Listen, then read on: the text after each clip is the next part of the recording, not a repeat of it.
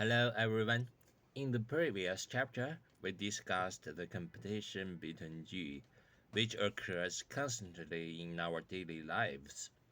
A good example of this competition can be found in the famous Yueyang Tower inscription by Fan Zhongyan, a Chinese history person,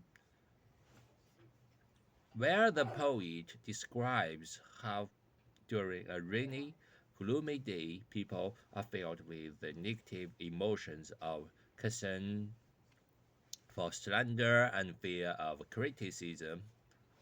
But when the weather clears up and spring arrives, they forget all about honor and disgrace. What does this reflect? At a basic level, we can explain this using the G theory. The different sensory inputs, G waves, trigger the activation of different G in the brain. Some might argue that sunshine only affects endocrine processes and has little to do with neural signals.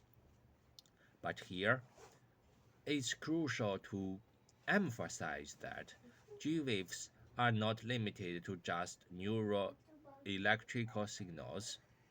Broadly speaking, G waves can include the movement of hormones, enzymes, and even other unknown substances. Energy can be related to organs, systems, or other forms of material interactions. From an even broader philosophical perspective, G waves can be understood as the way all matter interacts with each other. Energy itself can be seen as all forms of existence in the universe. However, this is somewhat far reaching, as this book primarily focuses on the narrower interpretation of the theory. So let's keep on talking the competition between G. We touched on G competition in the previous chapter, but it's important to delve deeper into the idea that the competition between G is an ever present phenomenon. Consider the example of looking at a painting. Your focal point, the point you are focusing on, may drift across the canvas, or it may fixate on one spot. When you first begin looking at the painting, the visual input G waves already active your painting viewing G, which determines where you start looking on the canvas. Once you begin to pay closer attention, the content of the painting itself begins to influence your focus. This is because the G waves carrying the visual content activate certain G in your brain, which is turn affect your behavior.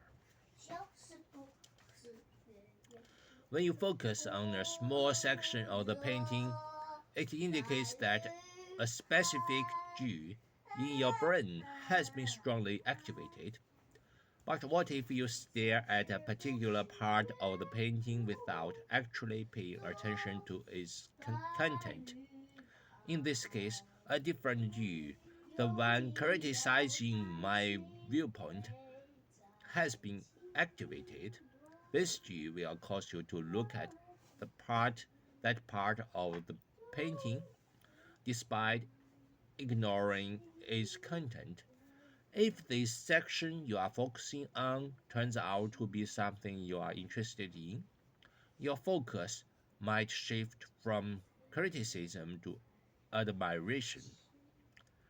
In this case, a new G is activated and your consciousness moves from criticizing my viewpoint to appreciating the details of the painting.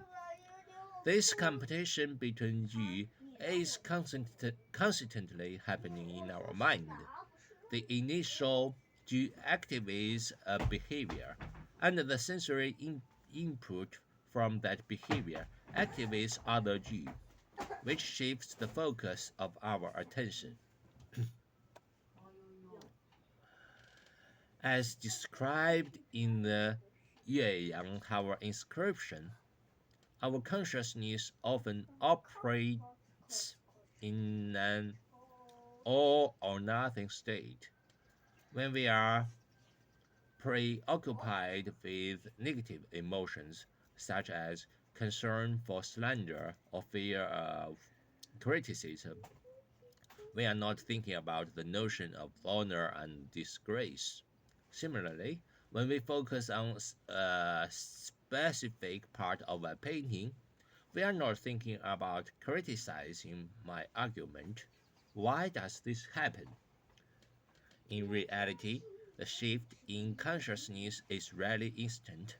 For example, if you are hungry and thinking about a specific dish, say a big plate of chicken, but your friend suddenly brings you a bowl of delicious lamb stew, your focus will almost instant, instantly